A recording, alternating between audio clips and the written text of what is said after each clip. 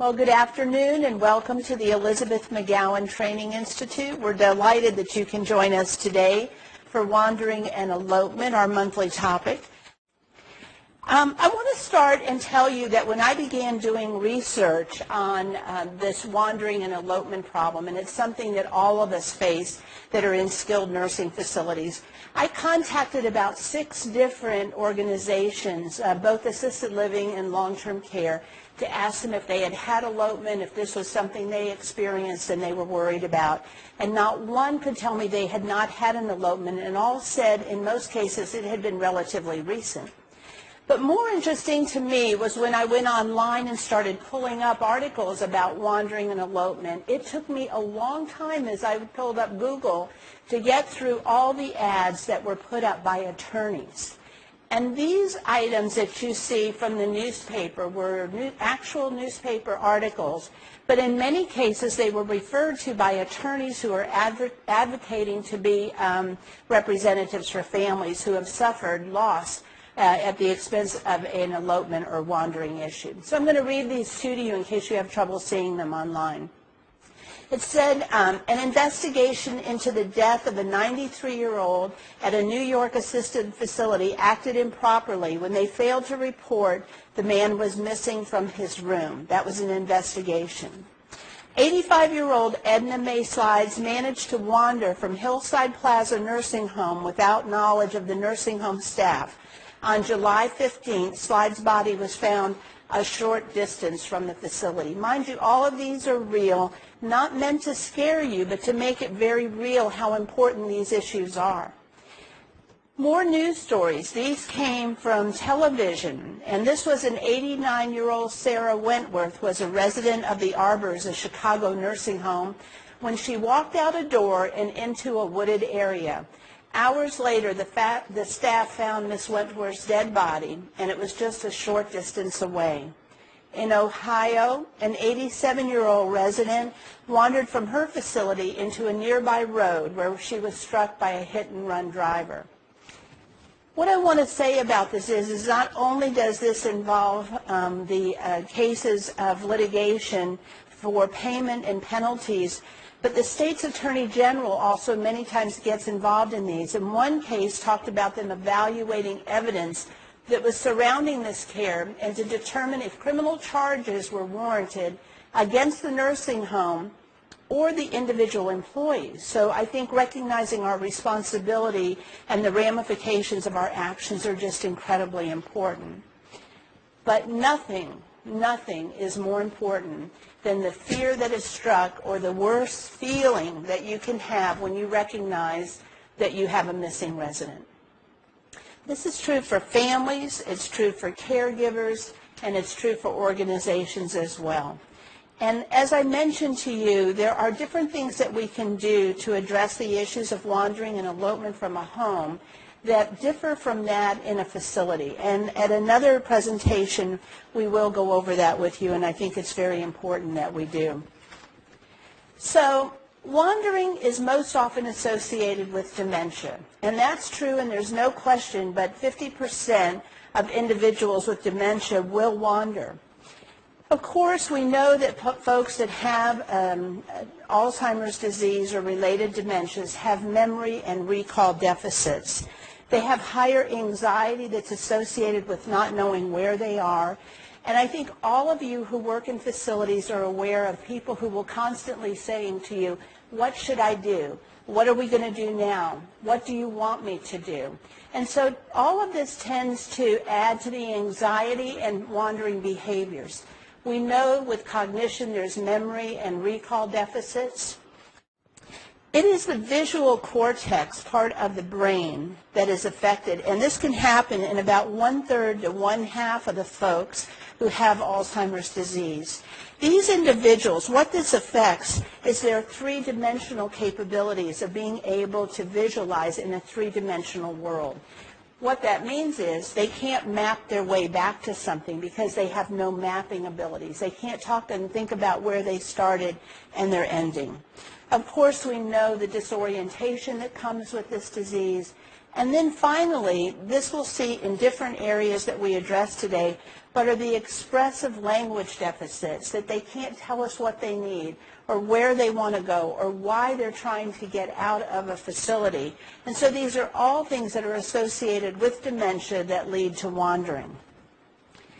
Definitions, definitions, definitions. This was pretty impressive to me, how many different journals defined wandering differently.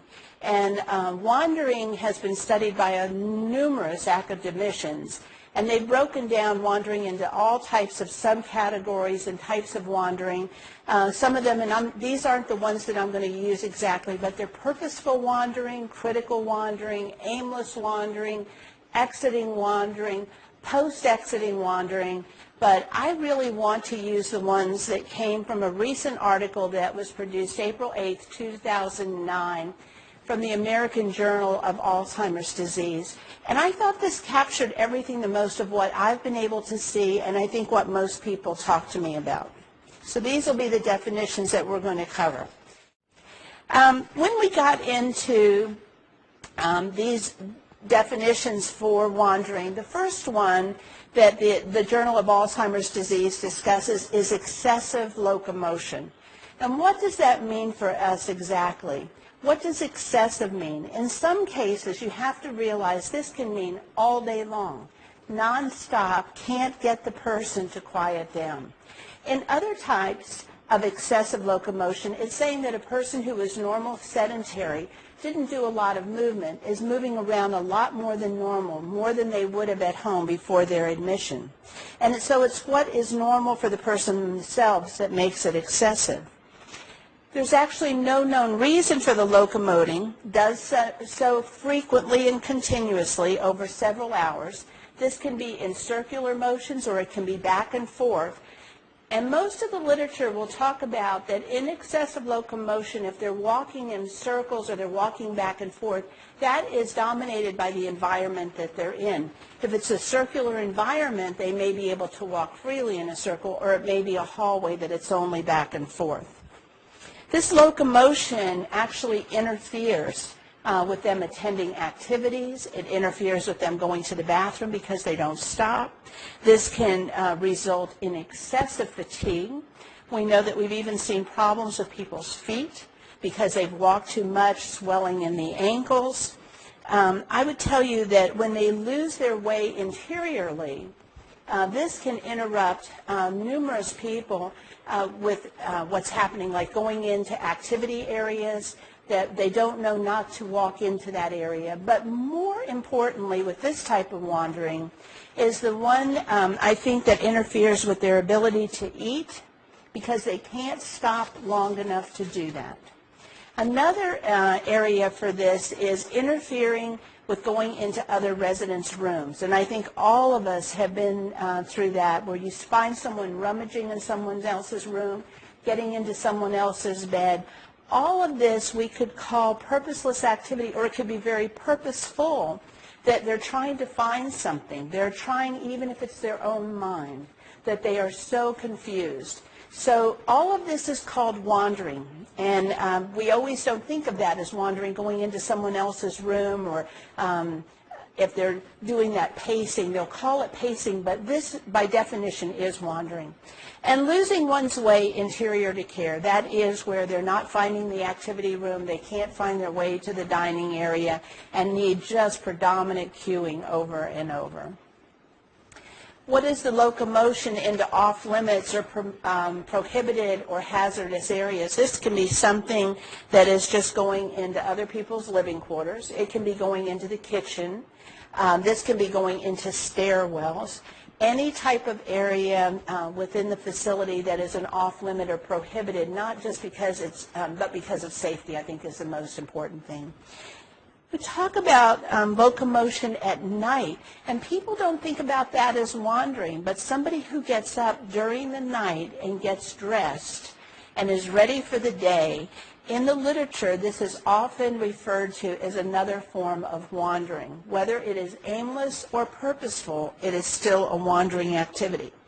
Why are we going through all of this? because every one of these activities can lead to what we're going to get to later, into elopement or exiting the facility and going into harm's way. These may be precursors and things that we should be looking for to see if somebody is exhibiting these signs.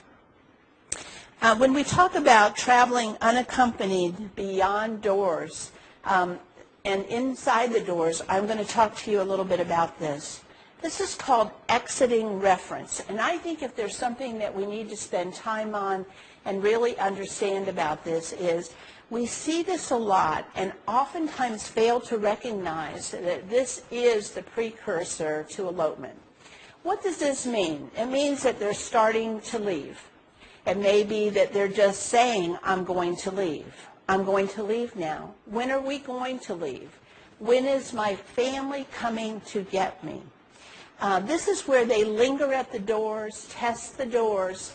All of us know that there are some folks with dementia that can actually put in the code. They've watched it enough, and we don't think they have the cognitive ability to use the code, but watched enough, sometimes they can. Another exiting reference is putting on their coats, putting on a purse over their shoulder. Those are all references to the point that these folks are trying to exit the building, or at least thinking about exiting, desiring to be away from where they're at. These are trigger symptoms. These are all signs that we should be looking at, care planning, putting into our service plans, and preparing and trying to prevent these folks. And we'll talk about those strategies in a minute. But I want you to be aware how often these activities occur that we don't think of that as wandering or an exit potential as long as they don't get out of the building, and that's not true. I want to talk to you also that some people don't think about packing a suitcase is an exiting reference, another thing that is a trigger for wandering or eventually for elopement. We've even had somebody call a cab, yes. And then removing identification bracelets, tags, anything else like that are called exiting reference. Seeking a means or an opportunity to exit is often seen with shadowing staff, family members when they get ready to leave through those doors. They're right there with them. And we know the folks that stay right by the doors. So those are exiting references. So then we come to exiting, which is simply put unauthorized exiting, which means it's unsafe for this person to leave and something that we don't want them to do. If they're asking to go home, any of these other things, this is something that we're anticipating they will do. Post-exiting elopement, as we said from the beginning, there is no greater fear for families, whether it's from your home or a facility, no greater fear for facilities than this event happening. So I'm going to talk about what are the triggers that are some of the interventions. We've been over what wandering is or what those definitions are, but what are the interventions that we can take that can maybe reduce the amount of exiting activity or eventually elopement? Let's start with the idea of incontinence. What can we do about this? One thing is that when people, we know for a fact, and I mean this isn't new information for any of you who have dealt with people with dementia, but incontinence, the need to go to the bathroom, if they can't find the bathroom, that leads to wandering. So this is an idea where we need to put better markings on the door. And it may need to be 1, 2, or 3 types of signage on top of the door. It may be a man and women's room like somebody would recognize at an airport or a restaurant. It may need to say bathroom, or it may need to have a picture of a toilet that somebody could be triggered to go in and use the bathroom instead of wandering off looking for the bathroom. Isolation, it causes somebody a lot of anxiety, and that will be something that will cause people when they don't know how to fit in or what to do. And this is really a function of what we do with activities. How much time, what type of activities, are they appropriate activities? We spend a lot of other training on this in regards to dementia behaviors, but I think it's important to know that if you have wandering, one of the first things we want to do is look at our activity program and see if they're really viable and they're helping these people to find alternative things to do with their time. Confusion, of course. is redirection, redirection, redirection, and cueing. I happen not to believe that you can put a wreath on a door for somebody who is in a middle stage of dementia, maybe in the very early stages, or little things in shadow boxes that will trigger somebody to go into their room. But for the most part, this becomes a repetitive need on the part of staff until somebody gets used to where their room is. It also points out that we don't want to keep changing residents' rooms and areas within facilities. That is incredibly confusing and leads to more elopement or increased agitation, more wandering, moving people from room to room. As much as possible, we need to keep those things stable. The other thing that helps with this is routine. If somebody has routinely gotten up, they go outside to hang the flag, they come in for breakfast, they come back out, and the whole day runs the same pretty much every day, that assists people also in giving them a sense of security, reducing anxiety. When we try to change up activities a ton for assisted living, that doesn't mean, or memory care units, it doesn't mean you can't have different activities, but they should take place in pretty much the same order, the same places, and it should have a routine. The mixing things up is very confusing for these folks. Thirst is another issue. If somebody is thirsty, they will begin to look and wander. We also know that water fountains aren't always the easiest thing, so we need to offer lots of fluids. But it is suggested in the literature to put larger signage over water fountains that people may not be able to even discern where the water fountain is. And that, again, is because of problems with their sight and vision. We know that there are comorbidities that affect folks that are involved, that have the disease dementia.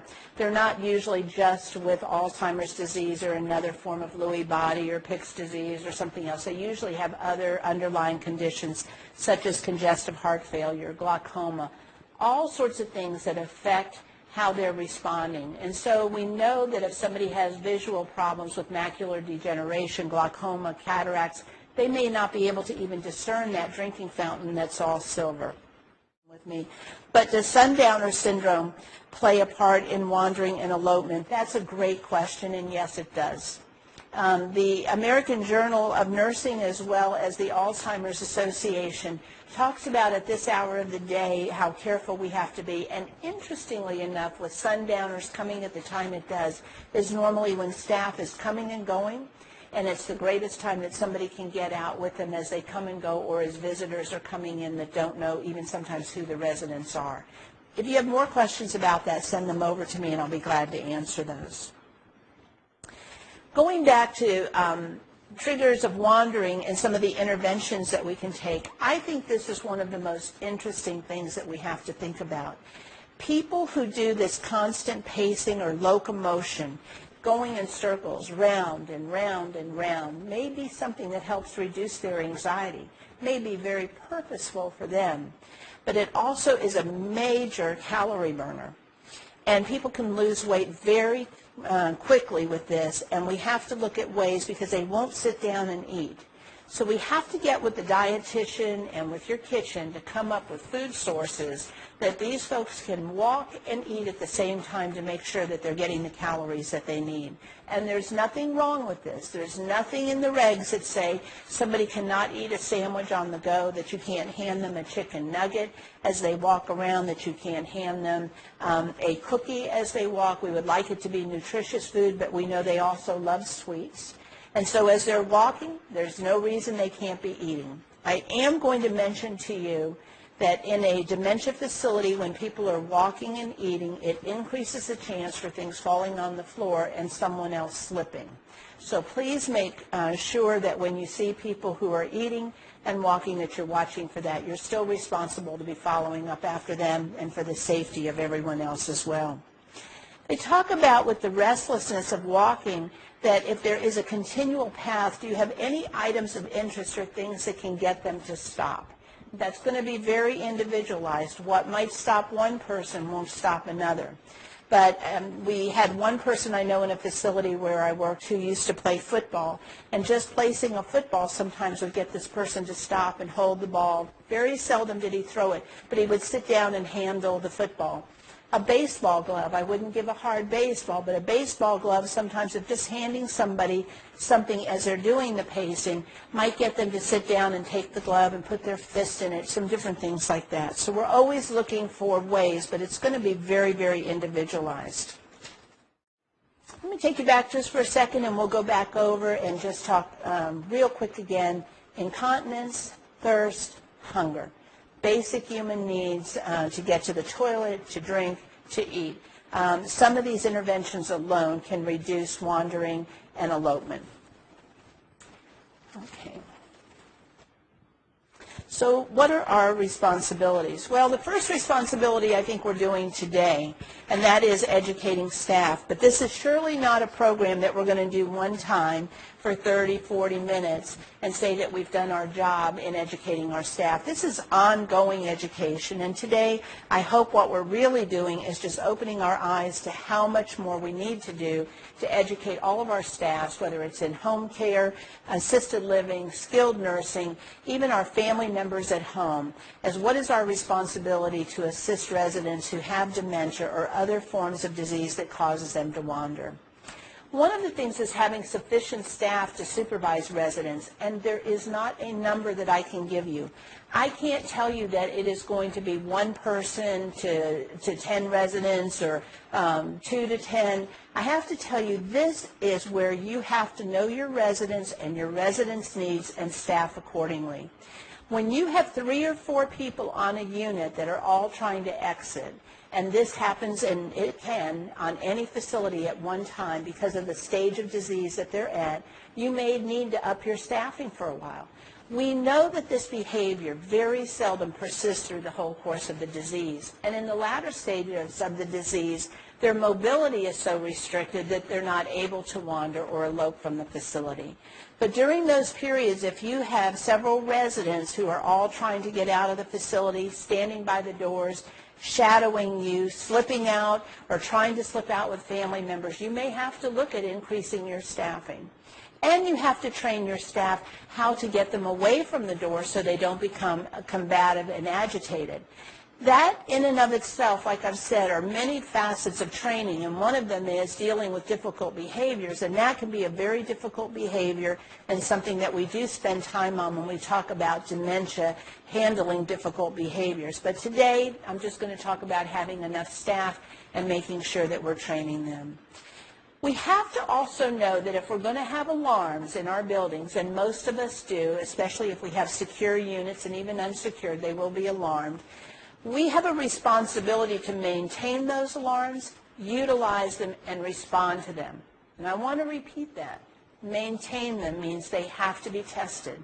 If these are battery driven, if these have something that we have to maintain to make sure they're in working order, how often do we have to do that? Just as often as it takes to make sure it always sounds.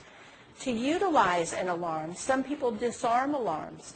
There's nothing that will get you in more trouble than to disarm an alarm. And I think more importantly are the number of cases that I read when I was doing this program of people who just ignored the alarm. And that was not few. If you go on Google, you will be absolutely amazed at what you read. And I encourage you to do that. Do a thorough pre-assessment of all your residents, because if somebody was trying to wander away from home or had multiple elopements before they came to your facility, it is not likely that will change. And so you need to be aware and be alerted to who are those residents. You need to develop a very strong and meaningful care plan or service plan so that everybody understands what their job is and how to respond to these residents. When we do our program for nurses that is for contact hours and nursing home administrators and assisted living managers, we go into the care plans and service plans and how to write those and how to follow them through and how to teach your staff. And then maintain an environment that reduces unsafe wandering. You have to have clear hallways. You have to have areas when they are wandering that they're not going to trip and fall, and especially not over other residents, because these folks don't stop. They just keep going. It's like they have no idea that somebody else is in their way. And if they have, very seldom will you see them utilizing, when they're into this wandering, walkers and canes. They're usually freely walking. But other folks who are using walkers and canes and scooters, You have to be very careful with that. Can you define elopement, please? Is it the same as wandering? I am not a professional. Great question. I will tell you that elopement comes when somebody has actually left the safety of the building rather than when they are wandering, going in circles, attempting to get out is not yet. It is elopement driven, or it is exiting behavior. But elopement is actually when the person has left an area of safety and they are out of our control. Elopement, some things we should know. I think this is important. Mortality for those who elope rises dramatically after 24 hours. I have to tell you, this was in the literature everywhere, that if somebody's gone for more than 24 hours, the chances of return, this is not like children. We know that those numbers go up. But let me tell you what happens in elopement. In these situations, because of the frailty of the people who are going out and their inability to seek help for themselves, their reasons for death are most often from drowning. We'll see this again in a few minutes. Hyperthermia when they live in hot areas or it's very warm outside. Hypothermia when they're in colder areas of the country. Dehydration, which we know happens so quickly in seniors. And then finally, highway death. Some of this I'm going to go over a little bit more with you, but I want you to be aware of what we do know. One thing we know for sure is that you can take all the precautions in the world and the interventions that you can make, and elopement may still occur. I have worked with some of the finest facilities. I have consulted with, I think, some of the very best, and for all they have done, elopement has still occurred. So I think what we have to do is that we need to be ready for it, and we're going to talk about that, what to do if an elopement does occur. But elopement occurs most frequently during the first days to weeks after a person is admitted to a facility. And if you were in the room, I would say, why is that? And the reason is very clear. They're more disoriented because they're there, but even more importantly, it's because we don't know the residents yet. And we have to increase our observations of new residents and be aware that every single resident, whether they have a previous history or not, is a potential elopement risk in our facilities. I want to say that this is true for those who are joining us from independent living facilities, assisted living.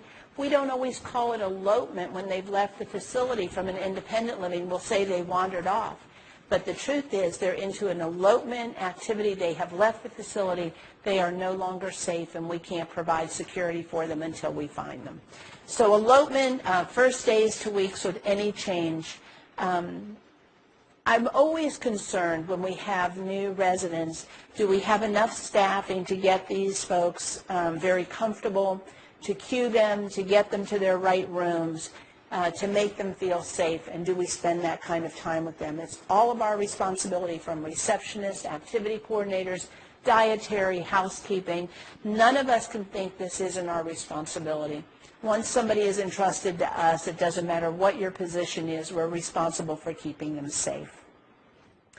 So let's talk about elopement for a minute, and what should our response to elopement be? The first thing is that we have to have an immediate staff-initiated search of the facility and the premises. But you know what happens, and this is just unbelievable, but when somebody realizes somebody's gotten out of the building, everybody rushes to find them, and then we leave the other residents unattended or with not enough attention. Remember, do not leave the other residents unattended. Notification of a pre-specified roster of individuals who you're going to contact. This is really interesting. When we have a roster, we mean, do you call the DON? Do you call the administrator? Who gets called first? And it's very important that you have a list of that, and one person who should be making those calls, not 15 people. We should be looking, one person calling in the folks from the organization that need to be notified. We need to know who is responsible for notifying law enforcement and the family and the physician. Is that a charge nurse? Is that an administrator? Is that somebody, the vice president of an organization? Do you already know who you want to have make those notifications?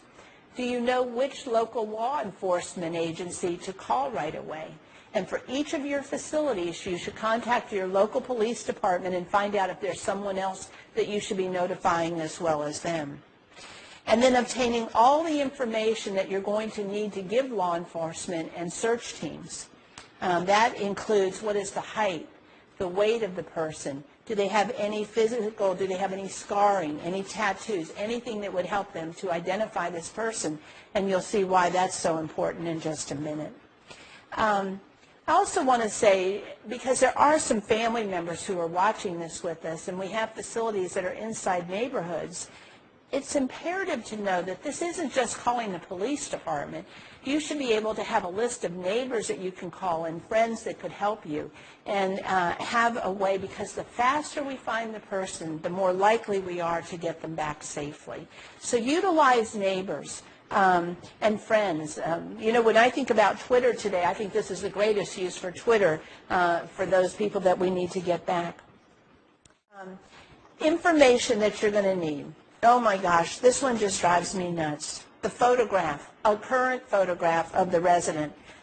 Recently, I was in a facility and I said, okay, if we needed a photograph of the resident right now, could you get me a photograph? And they said, absolutely. And they came up to me with a copy of the Mars that had a photograph that was this big in black and white, and I have to tell you, I could barely discern who that person was that was used for medication administration.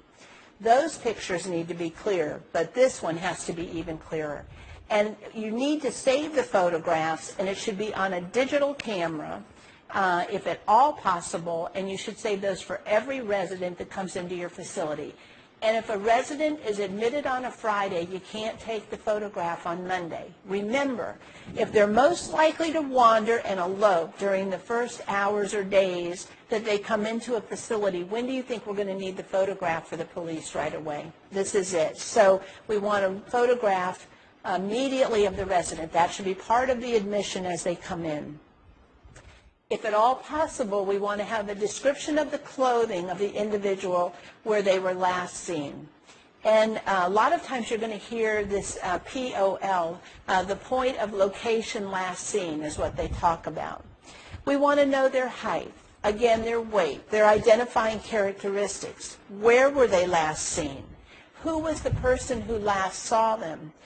If previous attempts to wander were attempted, where did they go? Did they have a special place they went? Have you ever noticed in your facilities that when other residents have wandered off, they've seemed to have been found in a certain area? Those are all things that are going to be very helpful in your search. Do they have any medical conditions that law enforcement will need to know about should they find this person? Do we need to know something about the medications that they're on? Anything else that would be helpful if someone were to come across this person? All the things that I learned when I did some of this research, these were, I think, the most amazing to me. Dementia residents may simply wander into an area leaving absolutely no clues other than scent, that's it, really, other than scent. They show no sign of passage through the area. When somebody who is not cognitively impaired recognizes they are lost, there is a tendency to start leaving things for people to find them. Or they will know that they're getting hot and will take off a jacket. Something else that they might do to make themselves more comfortable. They might have had something in their pocket to eat that they would drop something on the ground. In these cases, most people leave with no items or accoutrements on them, and they don't know to disrobe if they start to get hot. They're not going to take off their shirt. So they don't leave any signs. The majority are found, oh, this is so sad, in drainage creeks or heavy brush or briars. And this is interesting because what you see here in this picture, and I hope you can see it well, is a path. They're saying in the literature from search and rescue, these people, when they get a vision to go out, they just go straight. They don't change. They don't know to take the path. They just keep going in the direction of which they're walking. Interesting study was done in Virginia, And it said that when people left facilities and they started to get their way of where they were going to head, they most often headed towards the sun, wherever the sun was. So that was one clue that was used and often in the start of a search and rescue. It's not 100% of the time, but more common than not. The reason they're found in the brush or briars is because once they start walking straight, they don't have the idea to try to go back and find a path. They just keep going through the brush and briars. Hiding is very common. I didn't understand this at first. I almost with children thought, well, they would think they were going to get in trouble if people were calling them. Some of the significance of this was done in a study that was done up in Northern Virginia, where they have many, many retired military personnel, and they have a kind of, I guess you would say, a hypothesis that the reason they hide is that people go back to that time of when they were in war, and when they're out in the brush and this area, they're hiding because of that. I thought that was fascinating. So we have to look for hiding. We have to know the idea that they're not going to follow a path normally. So when you begin the search, they talk about putting out a search party and that do the walking the lines, and they go through heavy brush and have to be prepared to do that. That's why sweep teams are most effective in recovery, because they're not going to follow that path. They will walk that straight path until they can't walk or progress any farther, and that is why they end up in creeks and drainage ditches. Most are found within 1/2 to a mile, some as far as a 2-mile radius of the place they were last seen. And it's one of the reasons that search and recovery units every 2 hours go back to the areas that have already been done, right in that 1 to 2 mile radius of an area where the person was last seen. Some more search and rescue facts are that individuals will not respond to being called by their name. Possibly a child, when you call, if they're not afraid of getting in trouble, will respond when they're called by name. Not so in folks with Alzheimer's disease that have wandered away from facilities. As a matter of fact, those numbers were very high that did not respond. I think they were almost none. Most individuals will not call out for help, and again, those numbers were very, very high. This one is shocking, that many of the individuals who have wandered into areas where people are in a group, large areas in a city, are thought to be homeless rather than being lost. And there were several articles of people who were homeless for days, seen by police, but were not picked up because rather than thinking they were lost or wandered away, they were homeless. We don't have very good statistics on how many people wander a year. I had a lot when I first started doing the study, and I'd write them down. They kept changing. What I realized as I read more is that when somebody wanders away from home and the family is able to find them, they're not reported as an elopement. The only time that we're really seeing heavy elopement is when people have been put out on an Amber Alert, a search and rescue team, helicopters have been used, or for facilities that have had to report this when the person's been gone for a certain number of hours and you've had to report it to the state. So the numbers of people who are wandering and away are very high, way higher than anything that we have done in studies. So it's something to think about. But I had not considered the homeless issue myself before. Age has absolutely no predictive value for survivability. It turned out that it was more the area they were in and what the temperatures were rather than their age. And utilizing dog teams and trackers may play the most critical role in locating an individual, and that's because of the scent. Very important that we recognize these facts that we just went over, that to go out screaming names and think they're going to be responding or calling for help if we're in an area are probably not going to work at all. Prevention. If there's anything that we can do, it's one thing to talk about search and rescue, but let's go back to prevention for a minute. One are those care plans and service plans that we talked about. The next one is anticipating any resident that has the potential to wander and elope and then do something about it. And one of those is identification bracelets. It's interesting that a lot of folks won't wear them, and I think this is a concern for many facilities. These can be just strictly medic alerts that you can have the person's name put on them. On these it says here what number to call and who the caregiver is on this. And I want to tell you that the Alzheimer's Society has plenty of stuff that has to do with Wander Safe and these alert guards and things like that. But I also want to tell you that I was fascinated when my daughter ran in a marathon, that we were advised to get one of these little plates that you put on her shoe, and it's laced on the shoes.